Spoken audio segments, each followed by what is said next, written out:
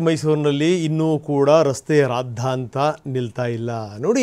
ಈ ಪ್ರಿನ್ಸಸ್ ಹೆಸರಲ್ಲಿ ಹಲವಾರು ದಾಖಲೆಗಳು ಲಭ್ಯವಾಗಿವೆ. ಅದೇ ಹೆಸರು ಇತ್ತು ಅಂತ ಅಂದರೆ ಈ ಹಿಂದಿನ ದಾಖಲೆಗಳು ಏನೇನಿದಾವಲ್ಲ, ಈ ಅಡವು ಆಸ್ತಿ ಈ ವಿಚಾರಕ್ಕೆ ಸಂಬಂಧಪಟ್ಟಂಗೆ ಏನೇನು ದಾಖಲೆಗಳು, ಆ ಎಲ್ಲ ದಾಖಲೆಗಳನ್ನು ಕೂಡ ವಿರೋಧಿಸುವಂಥವರು ನೀಡ್ತಾ ಇದ್ದಾರೆ. ಇಷ್ಟೆಲ್ಲ ಆದಮೇಲೂ ಕೂಡ ಈ ಹೆಸರಿಡಬೇಕು ಅಂತ ನಿರ್ಧಾರ ಮಾಡಿರುವಂಥವ್ರು ಯಾರು? ಅದು ಈಗ ಇದ್ದಿರುವಂಥ ಪ್ರಶ್ನೆ. ಈ ರಸ್ತೆಗೆ ಹೆಸರಿಡೋ ವಿಚಾರಕ್ಕೆ ಸಂಬಂಧಪಟ್ಟಂಗೆ ನೋಡಿ, ನಮ್ಮ ಸಮಾಜದಲ್ಲಿ ಎಂತೆಂಥ ಸಂಗತಿಗಳು ನಡೀತವೆ ಅಂತಂದರೆ ಬೇಕಾದಷ್ಟು ಸಮಸ್ಯೆಗಳಿರ್ತವೆ. ಆದರೆ ನಾವು ಈ ರಸ್ತೆ ಹೆಸರಿಡೋದ್ರ ಬಗ್ಗೆ ಚರ್ಚೆ ಮಾಡ್ತೀವಿ. ಹೆಂಗಿದೆ ನೋಡಿ, KRS ರಸ್ತೆಗೆ ಸಿದ್ದರಾಮಯ್ಯನವರ ಹೆಸರಿಡಬೇಕು ಅನ್ನುವಂಥದ್ದು ಕೆಲವರು ವಾದ. ಪ್ರಿನ್ಸಸ್ ರಸ್ತೆ ಅನ್ನೋದಕ್ಕೆ ದಾಖಲೆನೇ ಇಲ್ಲ, ಹೀಗಾಗಿ CM ಸಿದ್ದರಾಮಯ್ಯನವರ ಹೆಸರಿಡಿ. ಇದಕ್ಕೆ ಸಂಬಂಧಪಟ್ಟಂಗೆ ಒತ್ತಡ ಜಾಸ್ತಿ ಆಗಿದೆ. ಆದರೆ BJP ನಾಯಕರು ಸೇರಿದಂತೆ ಕೆಲವರು ವಿರೋಧ ವ್ಯಕ್ತಪಡಿಸ್ತಾ ಇದ್ದಾರೆ.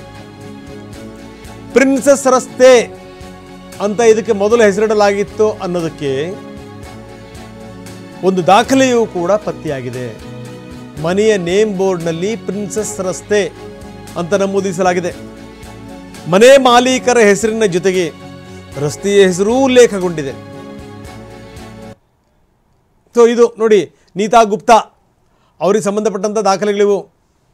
ಪ್ರಿನ್ಸಸ್ ರೋಡ್ ಅಂತ ಇದೆ ನೋಡಿ, ಮನೆಯ ಮುಂದೆ ಅವರು ಹಾಕಿರುವಂಥ ಬೋರ್ಡ್.